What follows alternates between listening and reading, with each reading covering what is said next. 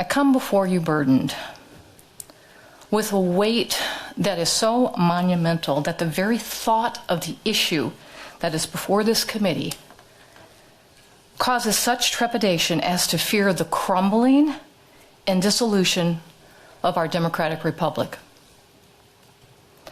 That an amendment to the Wisconsin Constitution is needed to clarify what is already stated unequivocally in the United States Constitution, Amendment 1, contained in the Bill of Rights, is a clear indication that our state is in danger of losing its moorings.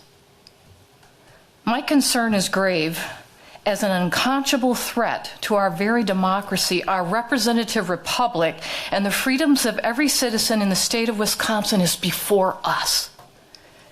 This threat is the disregard for our natural and constitutional right to the freedom of religion.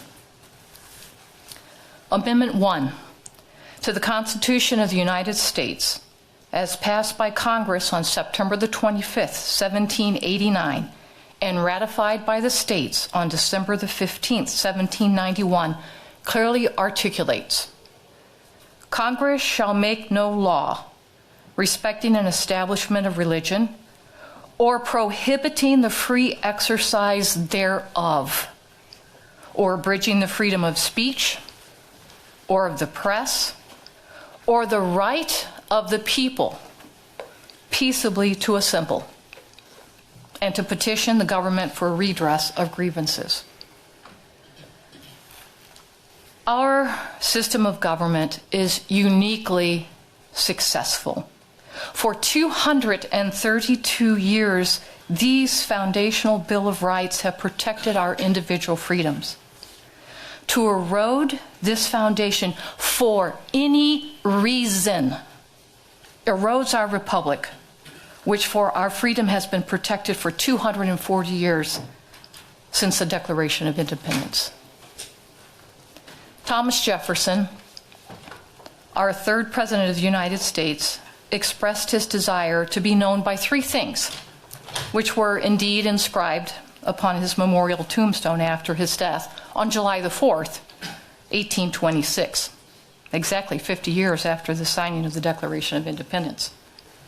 These were the three things that he requested be on his epitaph: his authorship of the Declaration of the Independence, his founding of the University of Virginia in 1819, and the Statute of Virginia that guaranteed religious freedom. Mr. Jefferson could have made requests of deeds by which to be known by included being an ambassador to France, or being appointed by President George Washington as the nation's first Secretary of State, or being the third President of the United States. However, Mr. Jefferson chose what I believe were the three most important accomplishments of his life, one of which is the issue that is before us today. The Virginia Statute for Religious Freedom was drafted by Thomas Jefferson in 1776. 10 years later, it was accepted by the Virginia General Assembly, ending a decade of struggle for the separation of church and state in Virginia. It is this early state statute that was the foundational document that informed the religious freedom principles of the United States Constitution, Amendment 1. Particularly notable is the conclusion of this Virginia statute. And I quote, "And though we well know that this assembly, elected by the people for the ordinary purposes of legislation only, have no power to restrain the acts of seceding assemblies, constituted with powers equal to our own, and that therefore to declare this act irrevocable would be of no effect in law. Yet we are free to declare, and do declare, that the rights hereby asserted are of the natural rights of mankind, and that if any act shall be hereafter passed to repeal the present or to narrow its operation, such act will be an infringement of a natural right. Here we are, 237 years later, an assembly, not in Virginia, but in Wisconsin, that is once again considering the passage of legislation to fight for the separation of church and state, to protect the natural right of religious freedom, and to prevent a narrowing of a clear reading and intention of our constitutional freedom of practicing religion.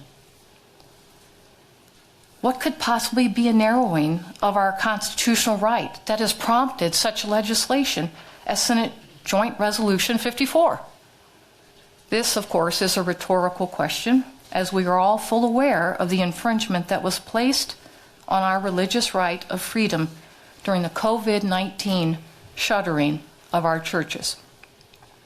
To limit, impede, and forbid religious gatherings in the name of public health is not just a narrowing of the First Amendment of the U.S. Constitution, but an assault that disrupts the very underpinnings of this vital freedom.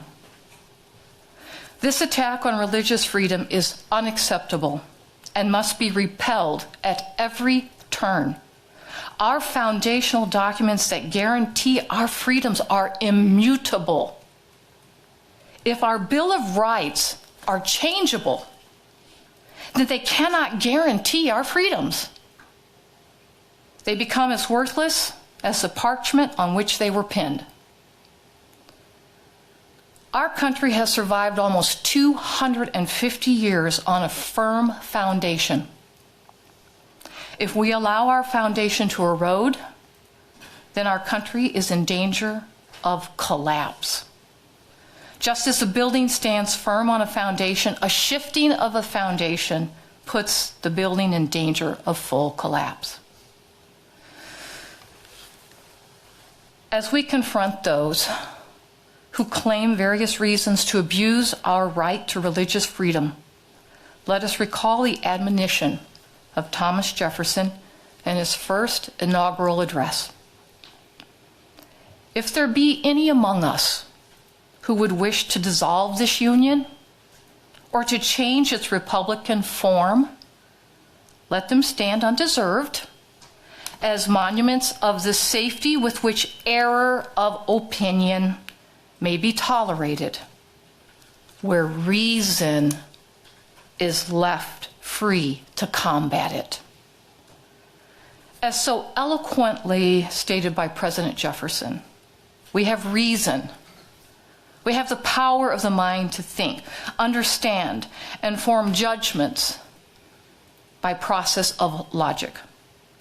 This reason is what we have to combat the errors of opinion that threaten our religious freedom.